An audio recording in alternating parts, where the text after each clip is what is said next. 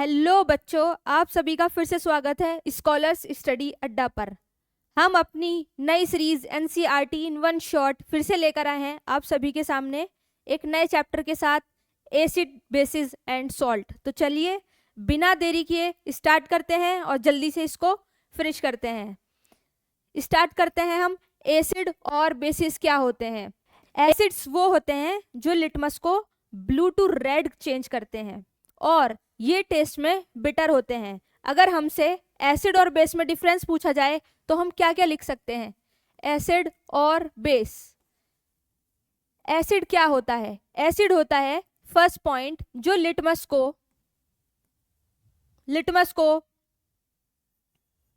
Blue से red colour में change करता हो। वेयर एज बेस क्या होता है? बेस इसका उल्टा, जो लिटमस को रेड टू ब्लू कलर में चेंज करता हो। सेकंड पॉइंट, एसिड कैसे होते हैं? एसिड का टेस्ट कैसा होता है? एसिड का टेस्ट होता है सोर और बेस का टेस्ट होता है बिटर। थर्ड पॉइंट, जो एसिड्स होते हैं ये वाटर में मिक्स होने के बाद हाइड्रोजन आयन को रिलीज करते हैं। They release hydrogen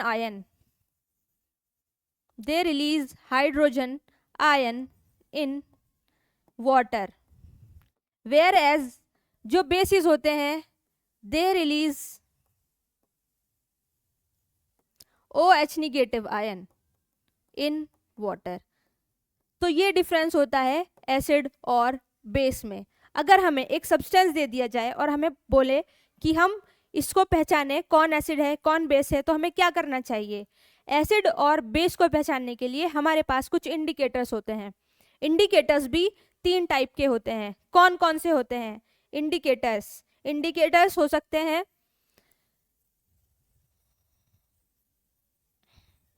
indicators are of 3 types. कौन कौन से इंडिकेटर्स हो सकते हैं? पहले इंडिकेटर्स, अगर हमें इंडिकेटर्स की डेफिनेशन पूछी जाए तो हम क्या लिखेंगे? हम लिखेंगे indicators are the substances which helps us to recognise between acid and base, differentiate between acid and base. Recognise और डिफरेंशिएट, जो रिकॉग्नाइज कराते हैं एसिड और बेस को या डिफरेंशिएट करने में हेल्प करते हैं बिटवीन एसिड और बेस, उनको हम लोग इंडिकेटर्स कहते हैं। इंडिकेटर्स 3 टाइप के होते हैं। एक होता है नेचुरल इंडिकेटर, दूसरा होता है सिंथेटिक इंडिकेटर, या फिर हम इसको आर्टिफिशियल इंडिकेटर भी कहते हैं। तीसरा होता है हमारे पास ऑल्फैक्टरी इंडिकेटर। कौन सा इंडिकेटर? ऑल्फैक्टरी।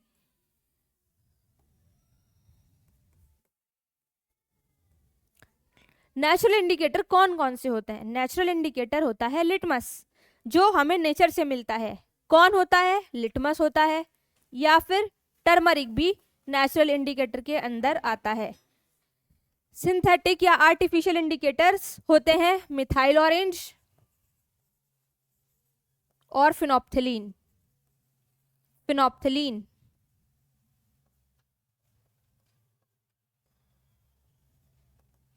ऑल्फैक्टरी इंडिकेटर्स कौन होते हैं? वो इंडिकेटर्स जिसके थ्रू हम स्मेल से पहचान सकते हैं एसिड और बेस को। एग्जाम्पल है अनियन या फिर वनीला। ये होते हैं 3 टाइप के इंडिकेटर्स, नेचुरल, सिंथेटिक और ऑल्फैक्टरी। देखिए, जो लिटमस है इसको याद करने की ट्रिक होती है ये यहाँ पर लिखी हुई है लिटमस, टर्मरिक, फिनोप्थिलीन और मिथाइल ऑरेंज। ये कुछ इंडिकेटर्स हैं, इनके कलर्स पूछ लिए जाते हैं। तो इसको याद करने की ट्रिक यहाँ पर लिखी हुई है, labour try popcorn with mayor. कैसे हम लोग इसको याद करेंगे? जो पहले वर्ड आएगा उसको हम बेस की तरह यूज करेंगे, मीन्स वो जो कलर होगा वो बेस के साथ होगा, दूसरा वाला जो वर्ड होगा वो कलर एसिड के साथ होगा। जैसे एग्जाम्पल लिटमस, LABOUR, यहाँ पर L से लिटमस हो गया, B से ब्लू कलर, ये ब्लू कलर बेस के साथ मिलेगा, और R से रेड कलर एसिड के साथ मिलेगा। टर्मरिक में क्या होगा? T से टर्मरिक, R से रेड कलर बेस के साथ, और येलो कलर मिलेगा उसके बाद। ठीक है। फिनोप्थिलीन में क्या होता है? P से पिंक कलर मिलता है बेस के साथ, और कलरलेस होता है एसिड के साथ। मिथाइल ऑरेंज, मिथाइल ऑरेंज में क्या होता है, बेस के साथ येलो कलर और एसिड के साथ रेड कलर। ओके, चलिए आगे देखते हैं।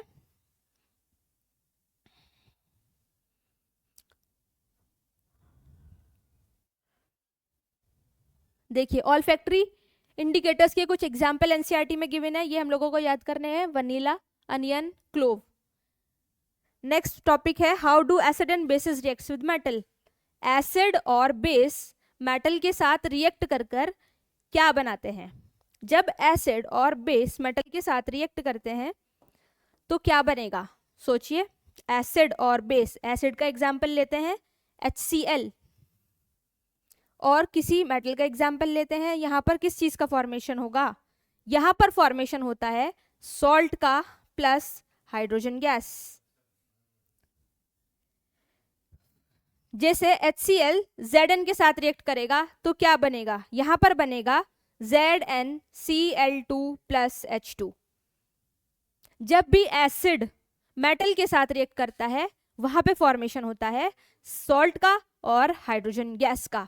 एग्जाम्पल जैसे ये एक्टिविटी 2.3 गिवन है हमें, take about 5 ml of dilute sulphuric acid. Sulphuric acid होता है H2SO4, टेस्ट ट्यूब में लेनी है हमको जिंक के साथ, और ये रिएक्शन जो होती है इसमें बनता है ZnSO4 प्लस H2। ओके, यहाँ पर ये देखिए, ये वाली जो फिगर है ये क्या हो रहा है, यहाँ पर ये है H2 का टेस्ट। H2 को पहचानने के लिए जो टेस्ट होता है उस टेस्ट को हम पॉप टेस्ट कहते हैं। क्यों, जब भी हम कोई कैंडल इसके पास लेकर जाएंगे तो वहां पर एक साउंड होती है जिसको पॉप साउंड कहा जाता है। अगर ये पॉप साउंड आती है तो हम पहचान लेते हैं कि ये हाइड्रोजन गैस है, इसलिए इसको पॉप टेस्ट भी कहा जाता है। ये टेस्टिंग ऑफ हाइड्रोजन गैस के लिए किया जाता है। देखिए एसिड और मेटल मिलकर क्या बनाते हैं, hydrogen gas plus salt. But अगर बेस और मेटल की रिएक्शन की जाए तो क्या होगा, तब भी क्या बनेगा, सॉल्ट बनेगा प्लस H2 गैस बनेगी। बस एक इंपॉर्टेंट चीज यहां नोटिस करने की ये होती है, ये वाली रिएक्शन बेस के साथ हर कोई मेटल्स नहीं करते, कुछ ही मेटल्स करते हैं। एग्जाम्पल कौन से मेटल्स करते हैं, जैसे जिंक और एल्यूमिनियम। क्यों, क्योंकि ये एम्फोटेरिक मेटल्स होते हैं। एम्फोटेरिक मेटल्स वो होते हैं जो बेस और एसिड के साथ, दोनों के साथ रिएक्ट करते हों। आगे, how do metal carbonates and metal hydrogen carbonates react with acid. Metal carbonates क्या होते हैं और बाइकार्बोनेट्स क्या होते हैं, और ये एसिड के साथ रिएक्शन करके क्या बनाते हैं। मेटल कार्बोनेट का आयन होता है CO3 और बाइकार्बोनेट का आयन होता है HCO3। जब ये रिएक्शन करते हैं मेटल के साथ तो बनता है carbon dioxide, salt plus water. कोई भी मेटल जब मेटल कार्बोनेट या मेटल हाइड्रोजन कार्बोनेट के साथ रिएक्शन करता है तो सॉल्ट बनाता है, कार्बन डाइऑक्साइड बनाता है और वाटर बनाता है। देखिए इधर सोडियम सोडियम कार्बोनेट है Na2CO3। जब ये एसिड के साथ रिएक्ट कर रहा है तो यहाँ बन रहा है सॉल्ट NaCl और water H2O plus carbon dioxide. ये बाइकार्बोनेट है सोडियम का NaHCO3। जब ये एसिड के साथ रिएक्ट कर रहा है तब भी सॉल्ट बन रहा है, NaCl, वाटर का प्रोडक्शन हो रहा है और कार्बन डाइऑक्साइड का प्रोडक्शन हो रहा है। कार्बन डाइऑक्साइड को टेस्ट करने के लिए हम यूज करते हैं लाइम वाटर टेस्ट। कौन सा टेस्ट, लाइम वाटर टेस्ट। जब हमें कार्बन डाइऑक्साइड को टेस्ट करना होता है तो हम यूज करते हैं lime water test. Lime water test क्या होता है, जब कार्बन डाइऑक्साइड को लाइम वाटर से पास कर दिया जाए तो वो प्रोडक्शन फॉर्मेशन करता है कैल्शियम कार्बोनेट का। वहां पर किस चीज का प्रोडक्शन होता है, कैल्शियम कार्बोनेट का।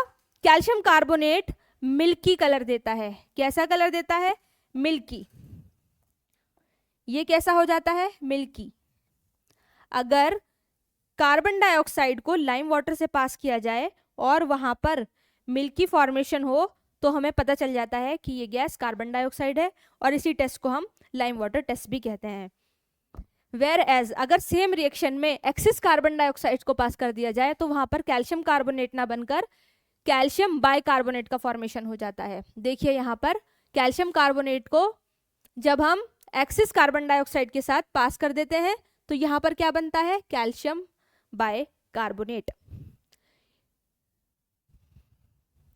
क्लियर? चलिए नेक्स्ट टॉपिक देखते हैं, how do acid and bases react with each other. Acid और बेस एक साथ रिएक्शन करके क्या बनाते हैं, क्या बनाते हैं, सॉल्ट बनाते हैं और वाटर बनाते हैं। कैसे?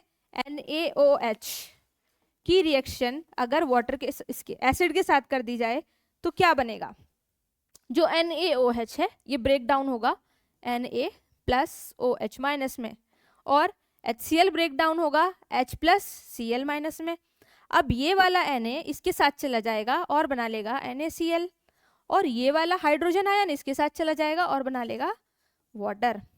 तो जब भी किसी एसिड का और बेस की रिएक्शन करा दी जाती है तो सॉल्ट और पानी बनता है। क्लियर? ये रिएक्शन होती है न्यूट्रलाइजेशन रिएक्शन, क्योंकि यहाँ पर जो सॉल्ट बन रहा है वो न्यूट्रल होता है, इसलिए इस रिएक्शन को क्या कहते हैं, न्यूट्रलाइजेशन रिएक्शन। वैसे ही जो मेटल ऑक्साइड्स हैं, मेटल ऑक्साइड कैसी होती हैं, मेटल ऑक्साइड होती हैं बेस, ये बेसिक होती हैं नेचर में।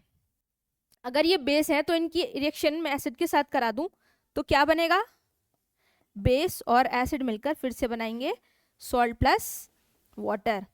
तो हमें जब भी मेटलिक ऑक्साइड्स की रिएक्शन करानी होती है एसिड्स के साथ, वहां पर भी कौन सी रिएक्शन होती है, न्यूट्रलाइजेशन रिएक्शन होती है। अब इसका अपोजिट सोचो, अभी हम मेटलिक ऑक्साइड की रिएक्शन करा रहे थे एसिड के साथ, अगर मैं नॉन मेटलिक ऑक्साइड्स की रिएक्शन कराऊं तो नॉन मेटलिक ऑक्साइड्स कैसी होती हैं, एसिडिक होती हैं, और उसकी रिएक्शन बेस के साथ होती है, तो वहां पर भी न्यूट्रलाइजेशन रिएक्शन होती है और सॉल्ट और वाटर का फॉर्मेशन होता है। सिंपल। चलिए आगे देखते हैं। ये समझ आ गया reaction of non metallic oxide with water. चलिए नेक्स्ट टॉपिक है, what do all acids and all basis have in common. Acid और बेस में क्या कॉमन होता है, सोचिए एसिड और बेस में क्या कॉमन होता है, जो एसिड्स होते हैं और बेस होते हैं दोनों ही वाटर के साथ मिलकर आयंस को रिलीज करते हैं, बट जो एसिड है वो हाइड्रोजन आयन को रिलीज करता है और जो बेस है वो OH- आयन को रिलीज करता है। ठीक है, अब और क्या कॉमन हो सकता है, अगर ये दोनों ही वाटर के साथ आयंस को रिलीज कर रहे हैं तो क्या दोनों इलेक्ट्रिसिटी का कंडक्शन करेंगे। जैसे ये एक्टिविटी दी है मैं 2.8, इसने कहा है take solution of glucose, alcohol, HCl and sulphuric acid. Glucose, alcohol, HCl और sulphuric acid. Fix 2 nails on a cork and place the cork in 100 ml of a beaker. Connect the nails to the 2 terminals of a 6-volt battery through a bulb and a switch. आगे, now pour some dilute HCl in the beaker and switch on the current.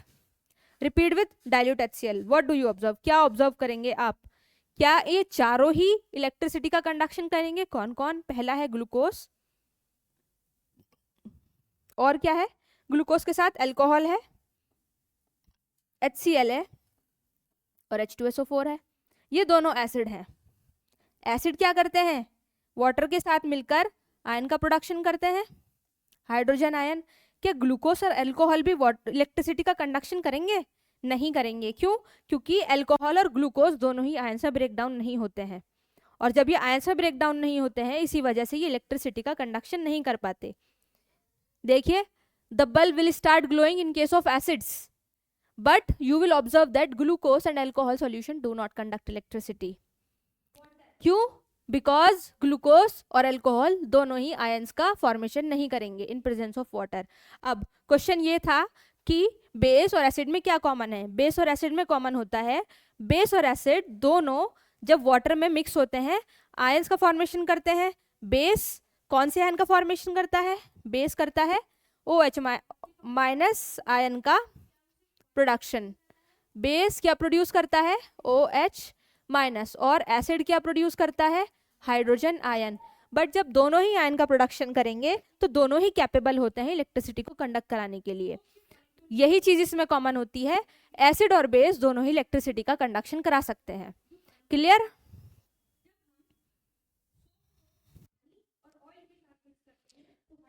Next topic देखते हैं, what happens to an acid और a base in a water solution.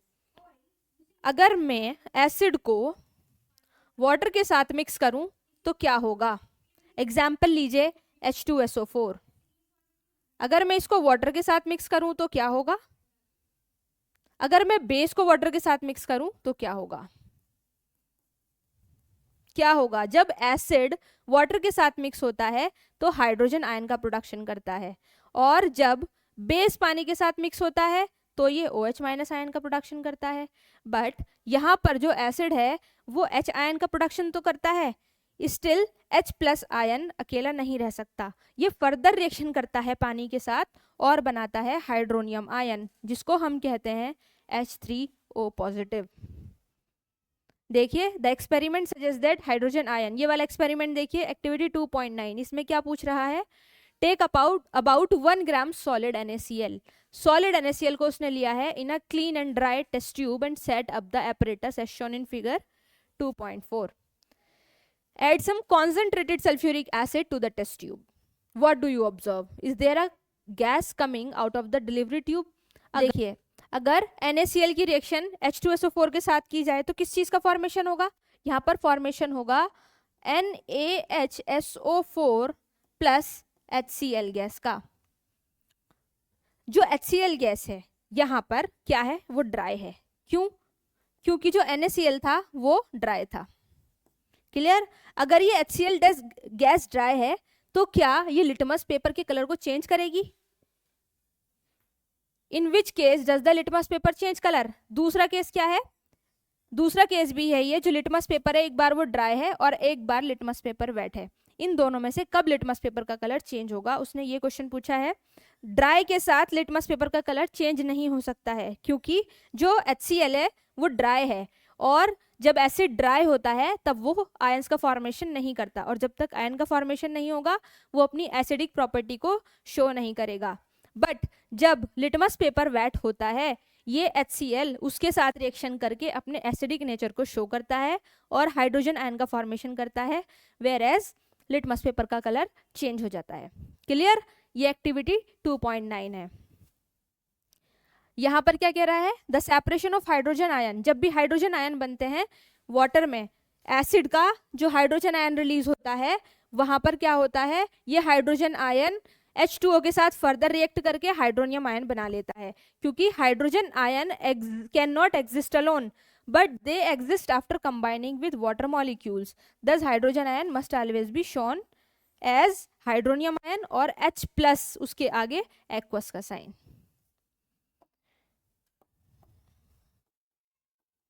इस type से, और H3O positive. Okay, we have seen that acid gives H3O positive और hydrogen ion in the water. Let us see what happens when a base is dissolved in water. Base में क्या होता है? Simple OH minus release होता है। ठीक है, चलिए नेक्स्ट क्या है? नेक्स्ट है all basis do not dissolve in water. सारे के सारे बेसिस डिसॉल्व नहीं होते, और जो बेसिस डिसॉल्व होते हैं उनको हम एल्कली कहते हैं। जो भी बेसिस वाटर में डिसॉल्व होते हैं उनको हम एल्कली कहते हैं। देखिए, ये एक फिगर गिवन है 2.5। इस फिगर पर क्या लिखा हुआ है? Warning sign displayed on containers containing concentrated acid and base. इसका क्या मतलब है? जो भी कॉन्सेंट्रेटेड एसिड और बेस होते हैं उन पर क्या होता है? वार्निंग साइंस होते हैं। क्यों? क्योंकि वो क्या कर सकते हैं? बर्न कर सकते हैं। यहाँ पर देखिए, उसने एग्जाम्पल भी दिया है, on shown in figure 2.5 can of concentrated sulphuric acid on the bottle of sodium hydroxide pellets. कहाँ पर ये वार्निंग साइन आपको देखने के लिए मिलेगा? ये मिलेगा कॉन्सेंट्रेटेड सल्फ्यूरिक एसिड और bottle of sodium hydroxide pellets पर। क्लियर? अच्छा, एक क्वेश्चन मेरा ये है, अगर हम एसिड को पानी में डालें या फिर पानी को एसिड में डालें तो क्या होगा? दोनों ही केसेस में क्या होगा? जो एसिड है अगर मैं उसको पानी में डालूं तो क्या वो सही रिएक्शन है, या फिर एसिड में पानी को डालूं वो सही रिएक्शन है? कौन सी रिएक्शन ज्यादा ठीक है? देखिए, दो केसेस हैं। पहला केस है, दो बीकर्स हैं, एक में वाटर का सॉल्यूशन, एक में वाटर है H2O और दूसरे में एसिड है, ये एसिड है। अब मैंने एक में पोर किया वाटर, दूसरे में पोर किया एसिड। कौन सा तरीका सही होगा इसको करने के लिए? क्या एसिड को पानी में डाला जाए या फिर पानी में एसिड को डाला जाए?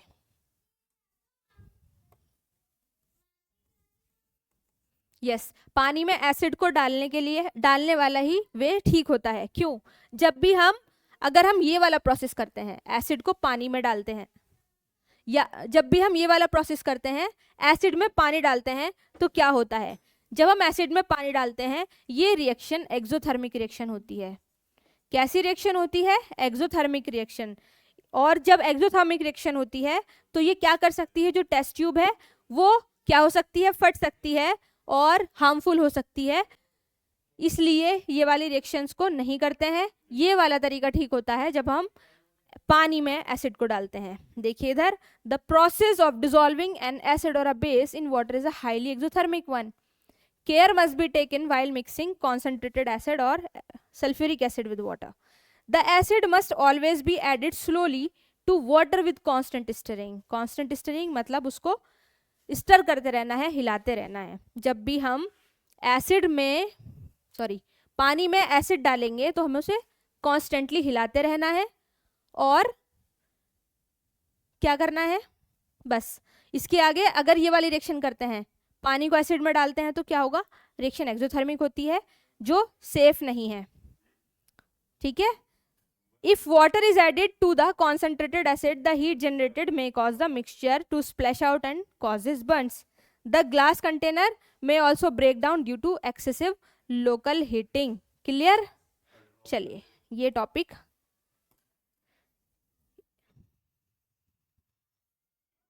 आगे देखते हैं।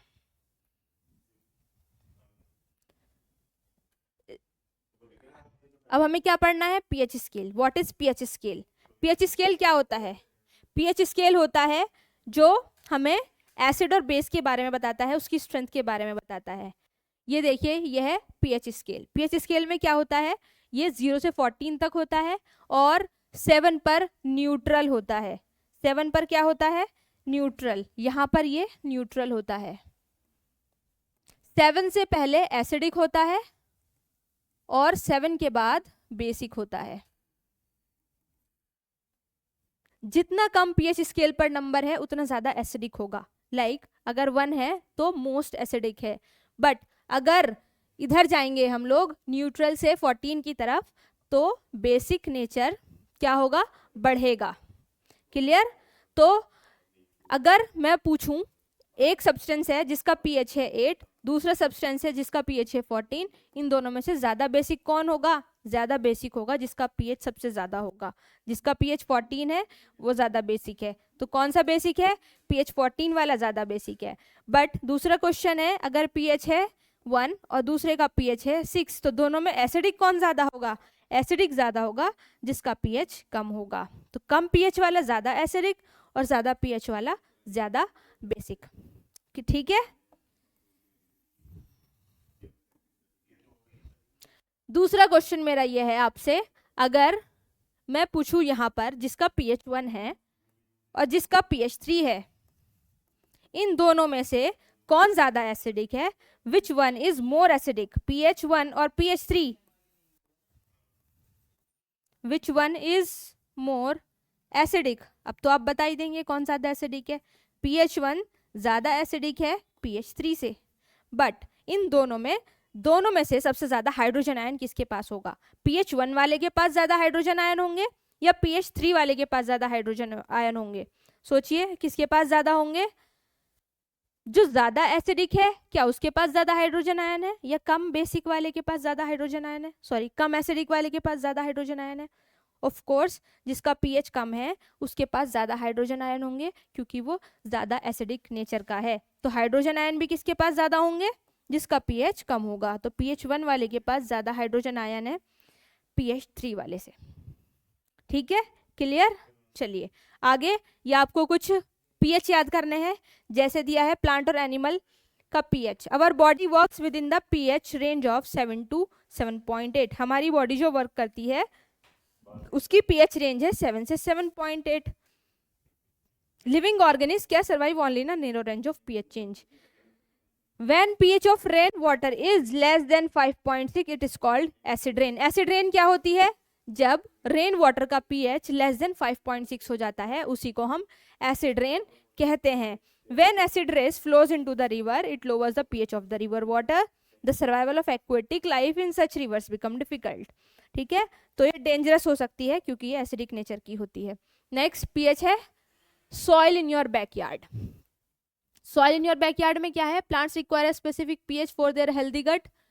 To find out the pH required for the healthy gut of a plant, you can collect the soil from various places and check the pH in manner described below. ये कोई एक्टिविटी दी है, ठीक है। ये एक्टिविटी क्या है? Soil लीजिए और उसका pH चेक करिए। चलिए फर्दर देखते हैं। pH इन अवर डाइजेस्टिव सिस्टम। हमारे डाइजेस्टिव सिस्टम में क्या pH होता है? जो हमारे डाइजेस्टिव सिस्टम है, हम लाइफ प्रोसेस में पढ़ के आ चुके हैं, जो एसिड होता है हमारे स्टमक में वो स्ट्रॉन्ग एसिड होता है। तो वहाँ का pH कैसा होता है? वहाँ का pH बहुत लो होता है, ठीक है, क्योंकि जो स्टमक है वहाँ पे एक एसिड प्रेजेंट है जिसकी वजह से वहाँ का pH एसिडिक हो जाता है। It helps in the digestion of food without harming the stomach. During indigestion the stomach produces too much acid and this causes pain and irritation. जब इंडाइजेशन होता है तो क्या होता है? ज़्यादा स्टमक प्रोड्यूस होता है जिसकी वजह से एसिडिटी या फिर स्टमक पेन होता है। To get rid of this pain, people use bases called antacids. Antacids क्या होते हैं? Antacids होते हैं जो एसिडिटी को कम करते हों।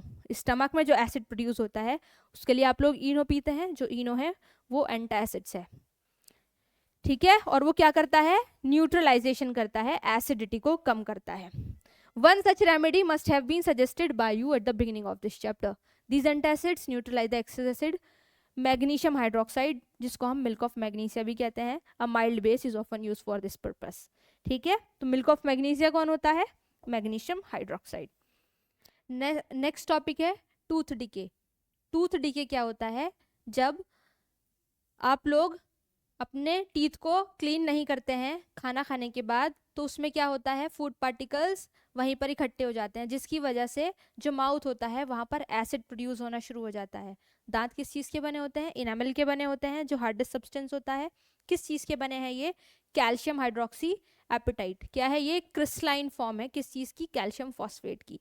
तो जो इनामल है वो एसिडिक नेचर की वजह से खराब होना शुरू हो जाता है। और pH कितना होता है? जब लोअर देन 5.5 pH होता है तब इनामल खराब हो जाता है, ठीक है। चलिए नेक्स्ट टॉपिक देखते हैं। नेक्स्ट टॉपिक है सॉल्ट्स के बारे में। सॉल्ट्स क्या होते हैं? पहले ये एक्टिविटी देखिए, pH ऑफ सॉल्ट्स। ये एक्टिविटी क्या कह रही है? ये एक्टिविटी है अबाउट सॉल्ट। सॉल्ट जैसे NaCl होता है, ठीक है, NaCl एक सॉल्ट है। तो NaCl कैसा सॉल्ट होता है वो ये पूछ रहा है। देखिए हमें बताना है एसिड, बेसिक और न्यूट्रल, ये कैसा सॉल्ट होता है। कैसे हम पता लगा सकते हैं किसी सॉल्ट के बारे में कि वो एसिड है, बेस है या न्यूट्रल है? किसी भी सॉल्ट की रिएक्शन हम वाटर के साथ कराएंगे, उसमें हम क्या करेंगे? इसको ब्रेक डाउन करिए उसके आयंस में, H+OH- आयन में ब्रेक डाउन होगा। NaCl Na+ और Cl- आयन के साथ ये ब्रेक डाउन होगा। अब इसका प्लस इसके माइनस के साथ, इसका प्लस इसके माइनस के साथ, जैसे NaOH+HCl बनेगा।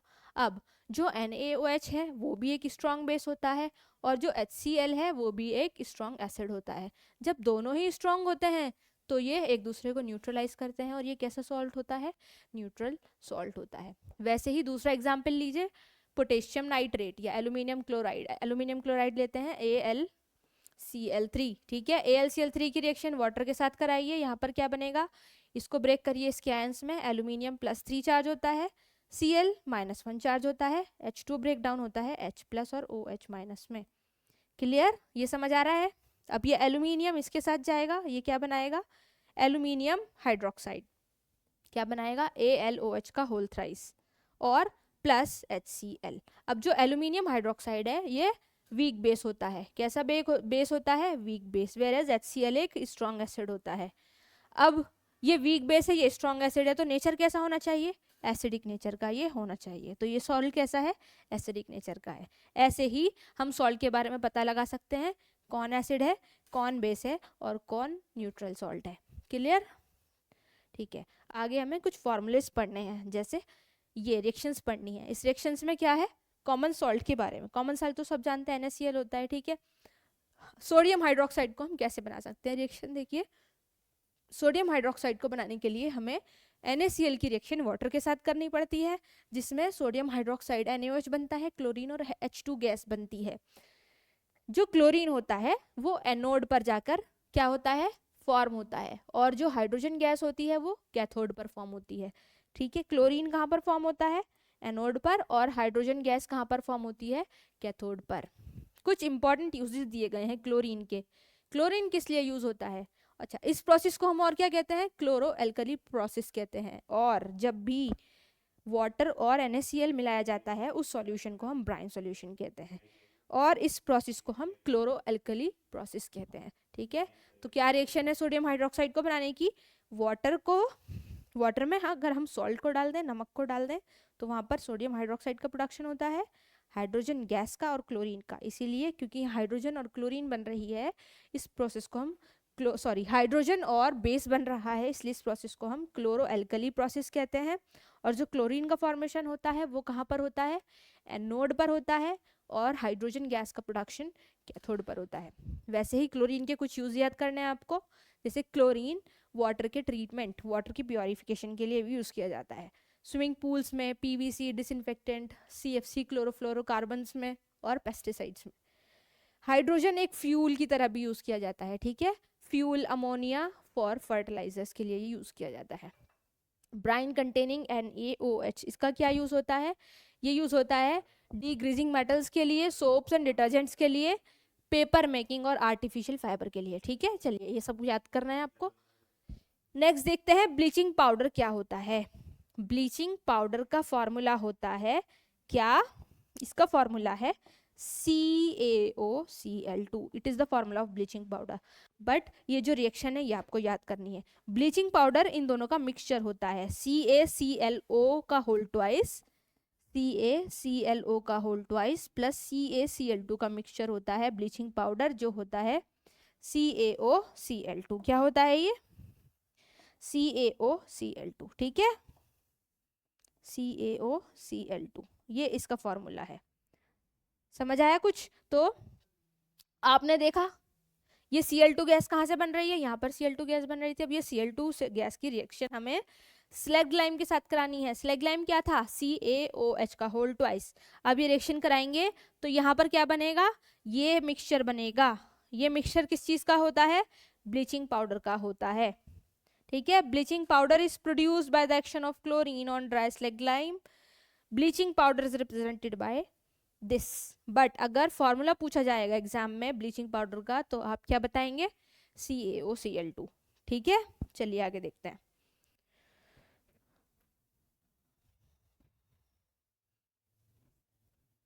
ब्लीचिंग पाउडर के कुछ यूजेस दिए गए हैं।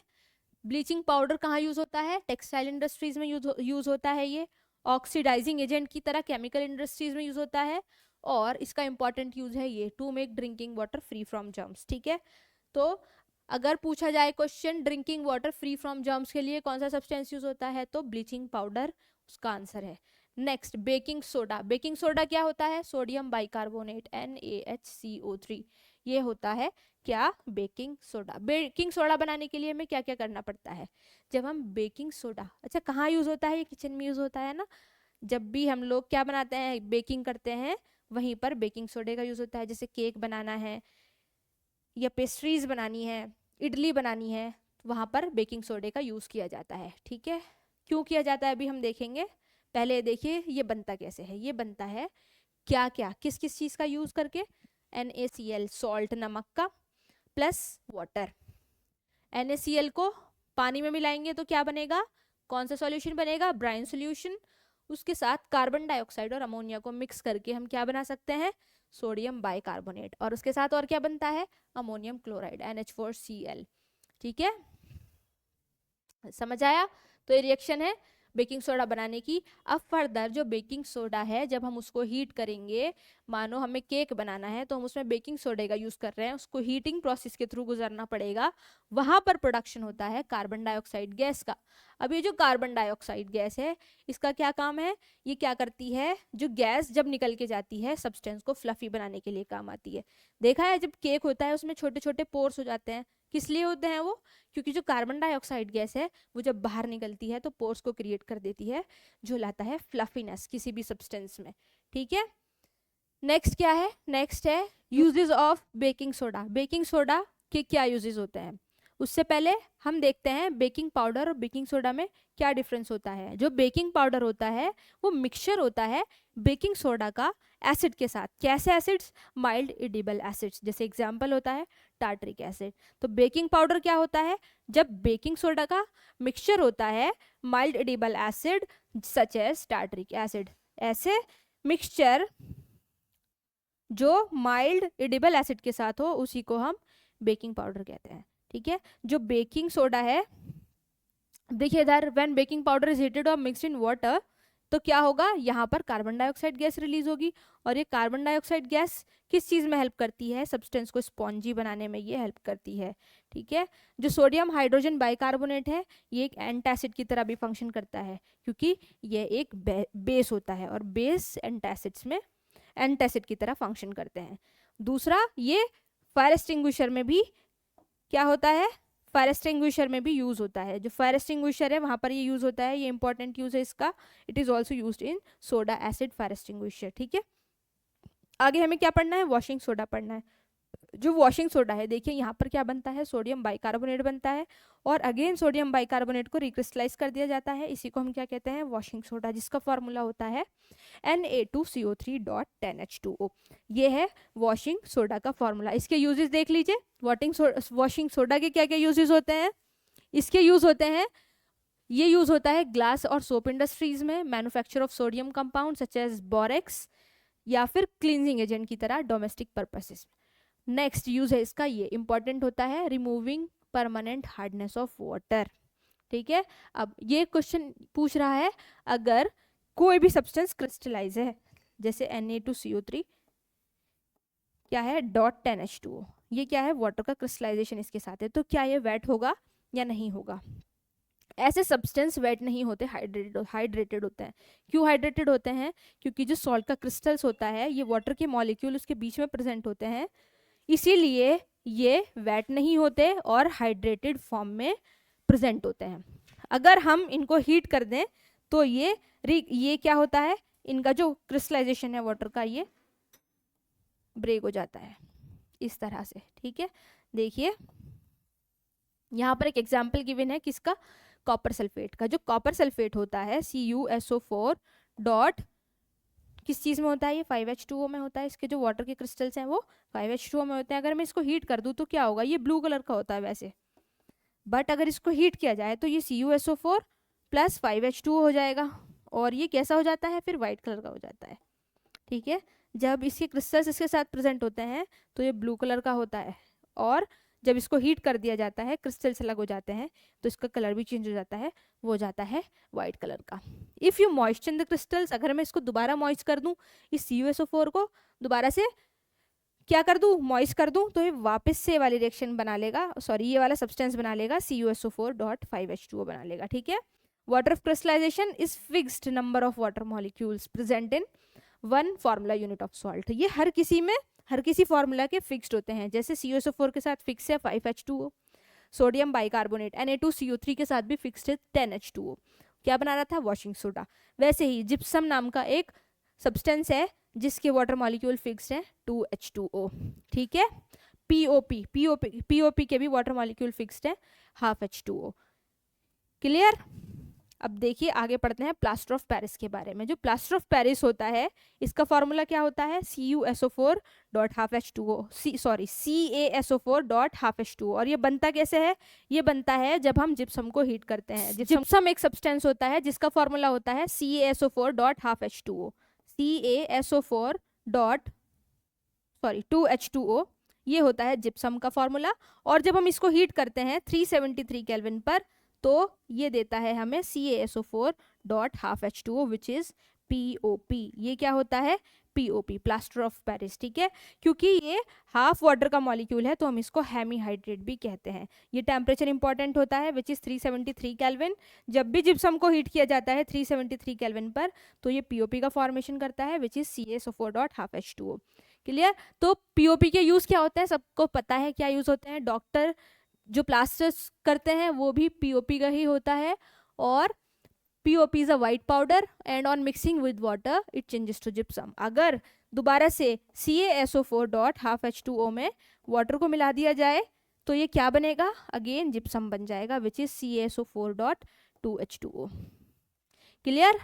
चलिए ये रिएक्शन है। Now only half a water molecule is shown to be attached as water of crystallisation. How can you get half a water molecule? It is written in the form because two formula units of CaSO4 share one molecule of water. ठीक है। Plaster of Paris is use for making toys materials for decoration and for making surface smooth.